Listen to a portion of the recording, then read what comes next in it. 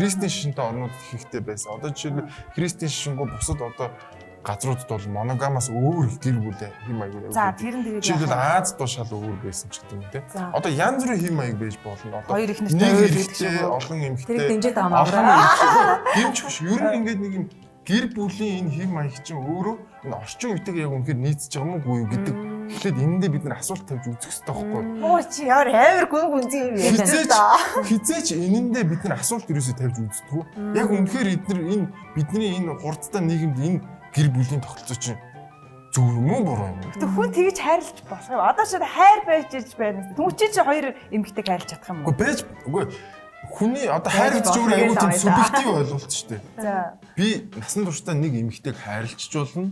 Магадгүй би насан туршдаа 2 эмэгтэйг, 3 эмэгтэйг, 4 эмэгтэйг хайрлаж болно. Одоо жишээл та хоёр ч гэсэн тий ингээл нэг л хүн хайртай байгаад идэг үстэй. Одоо жишээл ингээд хайрч өөрчлөгдөв. Яг л тэр энэ чинь тэг өөрчлөлт. Гэхдээ зэрэг хайрлна гэдэг чинь айгуу сонир. Хайр гэдэг чинь өөр тийм болно шүү дээ. Зэрэг хайрлах одоо жишээл наадах чинь сериал моногами гэдэг ойлголт байна.